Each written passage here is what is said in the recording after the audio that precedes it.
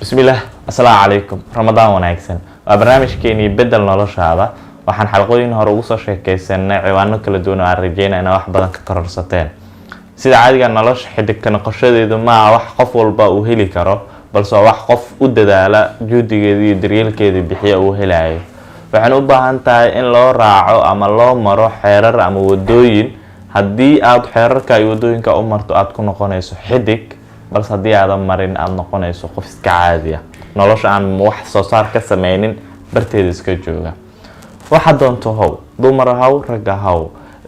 qof da ahaw ama dhalinyaro ahaw caruur ahaw xilligaa doonto ku jir xaalada doonto ku hayso dhammaantood sabab uma noqon doonaan in ay kaa horjoogsadaan ama kuu diidaan inaad nolosha xidig ka noqoto xidig inaad ka noqoto nolosha keliya waxay u baahan tahay inaad raacdo tallaabooyinka qaybka ma aha inaad hanti haysato qaybka ma aha inaad dhalinyaro tahay qaybka ma aha inaad xaalad gooniya ku jirto bis waxay u baahan tahay in aad diyaar u tahay inaad noqoto xidig inaad nolosha wax macnaa ka soo saarto inaad nolosha dunida u bandhigto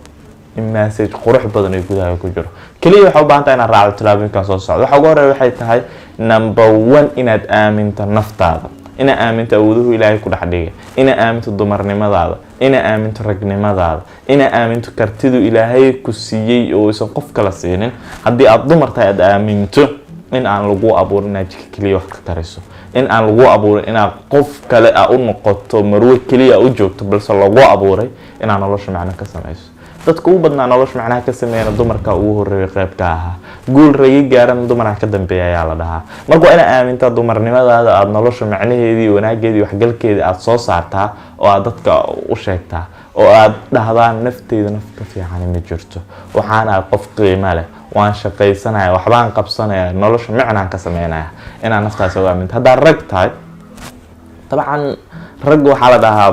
meeshay ku degaan ilaa ay ka helaan kama haraan waa inaad u daba carartaa adoo aaminsan naftaada oo aad u halgantaa sida aad u heli lahayd marka number 1 waxa laga baahan waxay tahay inaad aaminto naftaada number 2 waxa laga baahan si aad xidig u noqoto waxay tahay inaad leedahay ujeed sida caadiga ah Nelson Mandela Sayid Maxamed Cabdulle Gandhi dadkaas oo dhan way wada dhinteen xilli hore kama soo gaarin inaga balse taariikhdooda ilaa iminkan way jirtaa dad kale saaxiibada oo kula noolaa ma xasuusatid ma taqaanid sababtuna waxay tahay Nelson Mandela dadka la midka waxay u halgamayeen ujeed cad oo la yaqaano bas dadkan waa dad iska noolaa oo briskooda raadsanahay balse adiga inaad briskaaga ka weynaato ayaa la rabaa ama aad ka kobacdo deegaanka yar ee aad raaxada iyo waxyaalaha la midka ah u kobacdo in dunida aad wax ka bedesho ilaahay qooma bedelo ilaa iyaga isbedelaan ina adiga horta number 1 aad aaminto inaad bedeli karto naftaada qoyskaaga saaxiibada dan dunida dhan marka waa inaad ujeed samaysataa ujeed aad ku bedeli karto dunida dhan oo taariikhda ay ku hari karto oo dadka dambe dhan ay ogaan karaan waxa saddexaad loo baahan yahay marka ujeed yeelato waxay tahay in aad samayso qorsheynta maalinna si fiican oo qurux badan ugu sheekaysan doonaa waxa uu nooga baahan yahay wax noocaas ah balse qorsheyntu waa lagama maarmaan haddii aadan qorsheysan waxay la macnataa wada ma haysatid marka waa inaad wadadaadii jeexataa oo aad u raacdaa riyadaadii ujeedkaaga hadafka u baahan tahay waxa kale oo loo baahan yahay ugu dambeyn inaad samayso waxay tahay si aad u noqoto xidig dunida macno weyn ka sameeyo waxay tahay secretka ugu muhiimsan dadka dhan aysan wada sameyn ayaa ah joogteen la'aan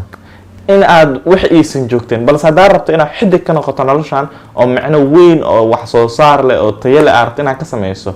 joogtee ha caajisin ku celceli maalin walba samee saaka haddii aad soo toosto wixii ay ku suurageli waayeen mar kale ku celi dunida ma jiro wax aan suuragal ahayn shay walba waa suuragal dad baa isku dayay maskaxda dadka inay ku qufulaan in waxyaabo qaar ay suuragal ahayn balse dadka garashada leh ee nolosha rabo inay macno ka sameeyaan ayaa u halgamay wax suuragal maaha la dhahay inay suuragal ka dhigaan adigana waxaan suuragal ahayn ayaa waxa ka dhigi kartaa suuragal waa haddii aad isku daydo halka ay kusoo gabagabeynayna barnaamijka bedel noloshooda maanta ugu sheekaysanayna sida aan ku noqon karno dad macno nolosha ka soo saara noqdana xidig la tabo waxa ugu horeeya waxay tahay inaad aaminto naftaada waxa ku xiga waxay tahay in aad hadaf leedahay tan saddexaad inaad qorsheyso tan ugu dambeysana waxay tahay inaad joogteyso maalin walba ku celceliso ilaa wixii dadka ay dhahaan suuragal ma aha aad adigu ka dhigto suuragal dan ay ku weydiiyaan sida suuragal uga dhigto. anigu Cabdi Fataax Qaasim Cali mahadsanidin Ramadaan wanaagsan.